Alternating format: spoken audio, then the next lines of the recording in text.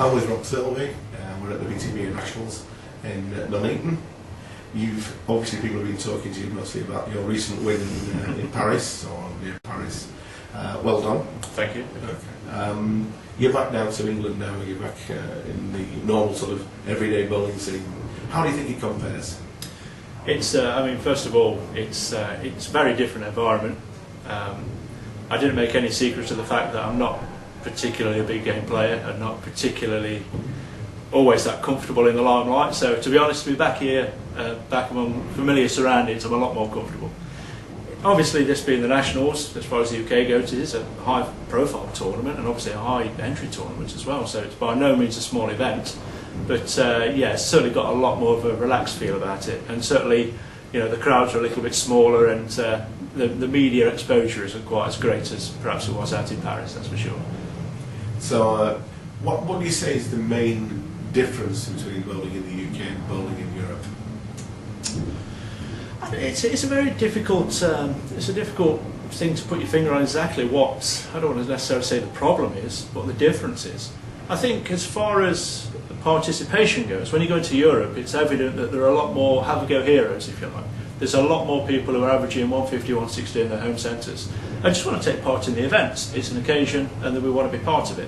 We don't seem to get quite as much of that in the UK, and that's not necessarily a criticism. People have got to be careful with money these days, and that's quite fair. But that's something that's very noticeable when you go out to, for example, Paris or even Vienna, Luxembourg, the fairly recent tournaments I've done, are my first tournaments. Straight away you notice that there are some fantastic players out there, but there are also some people who obviously just want to be there for the experience. So I think that's participation side of it is the main difference. You know, there's a lot more have-a-go heroes in Europe. Okay. Have you noticed any changes in the UK bowling scene over the past, say, 12 months, 2 years? Obviously it's been a very tough time. The recession hit bowling the same as it's hit everything. Tournament chances have been down, as we know. I think it's coincided with a little bit of, I guess you'd say, unrest. There's a lot of people who've got very clear ideas about where we should be going, and we don't always agree. But the last 3 or 4 months have been quite an exciting time, actually, with some of the appointments, like yourself, that the BTBA have made. And obviously, very recently, John Zadell being appointed in his new position.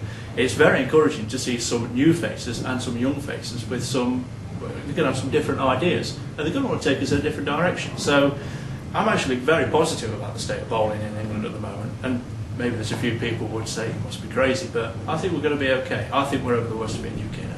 I think I would agree with you on that. Well, there has been a lot of change, but change is slow in any organisation. Of course it is, yeah. Especially the lack of funding and possibly the lack of support in some cases. Yeah. But yeah, there's a commitment to do that. I'm glad it's actually filtering down. Oh, it is, absolutely. It's clear to see. When you see these new people getting these appointments and you go, wow, I never saw that coming.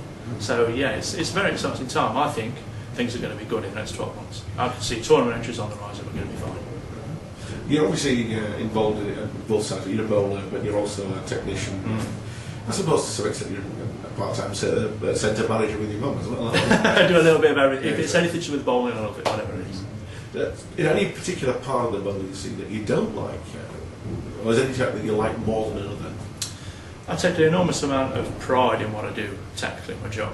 You know, I mean, if they were to say you've got to concentrate on your work or jack in bowling, I will probably finish bowling because I take an enormous amount of pride in what I do. You know, if someone were to come to me and say, you're a lousy bowler, I'd probably laugh at them and get a fair comment. If they say you're a lousy mechanic, I probably wouldn't enjoy that quite so much. Right. But no, if it's anything to do with bowling, I'll love it. If it's anything new, I'll embrace it. I'm bowling through and through. I'm like a sticker, you cut me off, it'd say bowling right the way through the middle. Okay, well, thank you very much for talking to us. Your interview's online and talked anyway, so I'm sure we'll add this to it and see what else it actually tells everybody. It's been great to see you going out there, and thank you. Not a familiar face on the top that's on the podium in Europe. Thank you, John. Thank you very much. Thank you.